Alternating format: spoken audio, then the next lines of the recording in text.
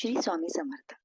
Swami's kitchen मध्ये सगळ्या गृहिणींचं अर्थात अन्नपूर्णांचं खूप खूप खूप मनापासून स्वागत.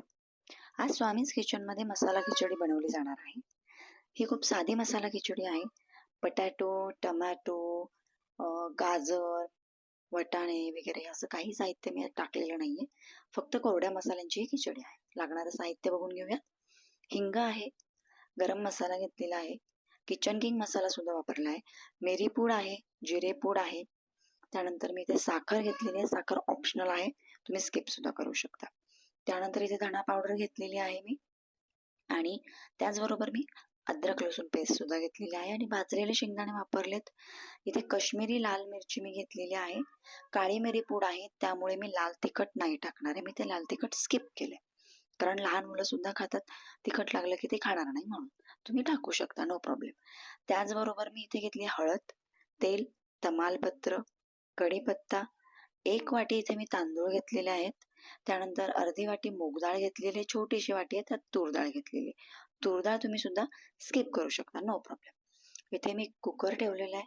तेल छान तापलंय, त्यामध्ये जिरे, मोहरी आणि कढीपत्ता हे सगळं साहित्य मी टाकून घेणार आहे. छान तडतडू द्यायचं, त्याची टेस्ट खूप छान लागते. आणि कढीपत्ता आपल्या शरीरासाठी किती लाभदायक आहे हे सगळ्यांना माहिती आहे, खास करून केसांसाठी. त्यानंतर आता मी इथे टाकली हळद. हळद नंतर टाकणार आहे थोडासा हिंग, जो की आपण घेतला होता. हे छान असं तडतडू द्यायचंय. त्यानंतर आपण फ्लेम बंद करायचा आहे. इथे मी टाकलेत शेंगदाणे. तुम्ही कच्चे शेंगदाणे घेऊन परतून घ्या, त्याची चव अजून छान लागते. इथे टाकले मी तमालपत्र. गॅस बंद करायचा आहे, कारण आपण कोरडे मसाले यात टाकणार आहे, त्याची चव जायला नको. ओके. गरम मसाला टाकलाय मी इथे. त्यानंतर किचन किंग मसाला, काळी मिरी पूड थोडीशी टाकली, थोडीशी ठेवली आहे.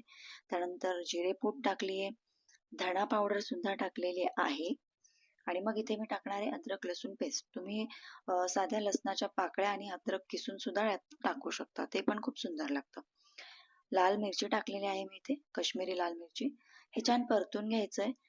फ्लेम ऑफ यासाठी केलाय आपण, कारण आपण दुसरा काही सोर्स ठेवला नाही या मसाल्यांना, ते जळू शकतं. जास्त तेल आपण वापरलेलं नाहीये. हे मसाले शेकून झाले, सुगंध आला छान, यात थोडंसं पाणी ओतायचं आणि फ्लेम ऑन करायचा. त्यानंतर यात गाठी वगैरे झालाय की काय बघून घ्यायचं, नीट मिक्स करायचे ते मसाले एकमेकांमध्ये, आणि मग आपण पुढची प्रोसेस सुरू करूया. त्याला एक छान उकळी येऊ द्यायची आहे. उकळी आल्यानंतर ना, स्वाद जो असतो खिचडीचा तो खूप छान होतो. काही काही जण डायरेक्ट त्यामध्ये तांदूळ डाळ टाकून देता, एक्स्ट्रा पाणी टाकून देता, मीठ टाकून देता, झाकण लावून 3 शिट्ट्या घेता, स्वाहा. असं करायचं नाही आपल्याला. आपल्याला एकदम टेस्टी अशी खिचडी बनवायची आहे, त्यामुळे ह्या स्टेप्स फॉलो करा. बिगिनर्ससाठी तर खूप छान आहे. इथे स्पॅच्युलाने मी सगळी डाळ आणि तांदूळाचं जे मिश्रण आहे ते आपल्या पाण्यात टाकून घेतले, आणि आपल्याला ते परतायचंय. फार तर फार 2 मिनिटं तरी परता, म्हणजे त्याची टेस्ट खूप छान येते. मला हे एका रिलेटिव्हनी सांगितलं होतं की असे तांदूळ त्यामध्ये शेकून घ्यायचे, डाळ आणि तांदूळ, खूप छान टेस्ट येते त्याची. आणि हे बघा, आता हे शेकत शेकत गेलं की हे मिश्रण कोरडं होणार. यातलं पाणी जे आहे ते सगळं संपून जाणार आहे. बघा, इथे बघू शकता तुम्ही, कोरडे तांदूळ झालेले आहेत. तर त्यात आपण आपल्या गरजेनुसार पाणी टाकायचं, की तुम्ही किती खिचडीसाठी मिश्रण घेतलंय त्यानुसार तुम्ही पाणी ओतू शकता. इथे पाणीचा अंदाज मी सांगू शकणार नाही, कारण प्रत्येकाला वेगळ्या वेगळ्या पद्धतीने पाणी लागतं. तुम्ही जास्त पाणी टाकलं तर शिट्ट्या फक्त जास्त घ्याव्या लागतात, कारण ते पाणी कमी व्हायला लागतं, नाही तर मग तो डाळ खिचडा होईल. असो, सगळ्यांना एक रिक्वेस्ट आहे, तुमच्या प्रेमाची, आशीर्वादाची आणि सपोर्टची मला खूप खूप खूप गरज आहे.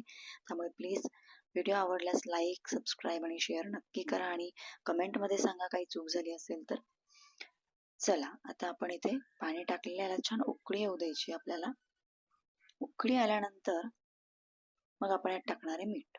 हे बघा, इथे मी मीठ घेतलेलं आहे. मीठ टाकल्यानंतर उकळी आली आहे. उकळी आल्यानंतर आपण लगेचच इथे झाकण लावणार आहोत. इथे मी डाळ घेतलेली आहे, तर डाळीमध्ये लाल मिरची टाकलेली आहे. म्हणजे सकाळची डाळ उरली होती ते यात टाकून दिलेली आहे. तुम्ही सुद्धा तुमचा उरलेला वरण भात यात टाकू शकता, काहीही प्रॉब्लेम नाही, खिचडी अजून छान होते. आपली आई तेच करते. चला, इथं झाकण लावलंय. मी 3 शिट्ट्या घेतल्या, तुमचं पाणी जास्त असेल तर तुम्ही 4 शिट्ट्या घ्यायच्या. ओके. यानंतर मी खिचडी होत होती त्यावेळेसच मी कढी शिजवून घेतली होती माझी.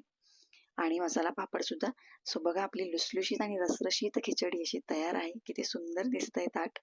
सो तुम्ही नक्की रेसिपी ट्राय करा आणि मला सांगा. आवडल्यावर प्लीज